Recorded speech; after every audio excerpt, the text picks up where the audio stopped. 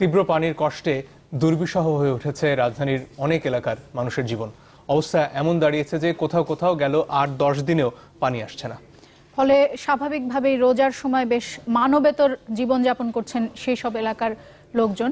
হঠাৎ বলা কওয়া ছাড়া পানির এই সংকটের আসলে কি কারণ এ নিয়ে মুখ বন্ধ করে আছে ওয়াসা, তারা এর কোনো ব্যাখ্যা দিচ্ছে না।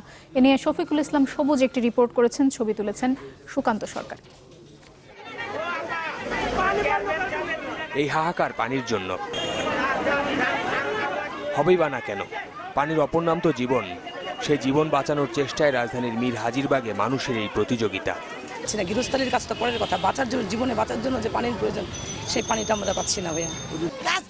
আমি তো হাউস আছিল, হাউসের তো ময়লা পানি উড়ে উড়ে কাম কাজ করছি, অনেক ময়লা পানিও নেই বাবা। রোজা থাকে এত কষ্ট করে নামাজ পড়ার কি হয় বলেন, কিভাবে করবে এই কাজ আমরা? টানা 15 দিন পানি আসছে না এই এলাকায়, তাই ওয়াসার গাড়িতে আনা এই পানি শেষ ভরসা তাদের। তাও কি খুব সহজে মিলেছে? তা কিন্তু নয়। পানির কষ্ট সইতে না পেরে এলাকাবাসী বিক্ষোভ শুরু করলে জরুরি ভিত্তিতে গাড়ি পাঠায় ওয়াসা। মানুষ মারা গেছে আজকে, তার দাফন কাফন করার পর্যন্ত কোনো ক্যাপাসিটি নাই, তাই আমরা বাধ্য হয়েছি রাস্তায় গাড়ি বন্ধ করে দেওয়ার পর তখন প্রশাসন, ঊর্ধ্ব কর্তৃপক্ষ এখানে সবাই হাজির হয়েছে। সবাই মিলে আমরা বাধ্য হয়ে রাস্তা নেমেছি এই কারণে যে আমাদের পানি চাই, আমাদের পানি চাই, আমাদের পানি চাই।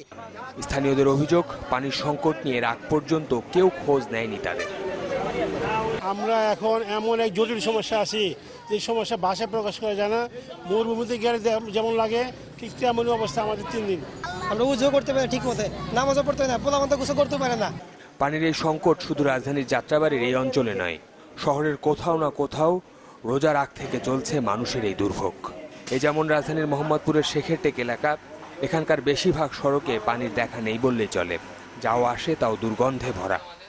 অবস্থা কেমন, পানি ময়লা বা এইটা পানির সাথে আইয়ে, হ্যাঁ ওই যে দেখেন টাঙ্কি 2 দিন পর পর আমরা পরিষ্কার করি, কিন্তু তারপর পানি থেকে আপনার যে ময়লা আসে সেটা আমরা খেতে পারি না। হঠাৎ কি কারণে পানির এই সংকট, এ নিয়ে কথা বলতে রাজি হননি ওয়াসা প্রধান কার্যালয়ের কোনো কর্মকর্তাই।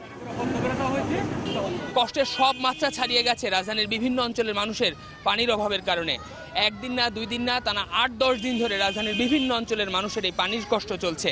বিশেষ করে রোজার মাসে পানির অভাব তাদের সব মাত্রা ছাড়িয়ে গেছে। এখন মানবেতর জীবনযাপন করছেন রাজধানীর বহু অঞ্চলের বাসিন্দারা। শফিকুল ইসলাম সবুজ, চ্যানেল 24, মীর হাজিরবাগ, যাত্রাবাড়ি।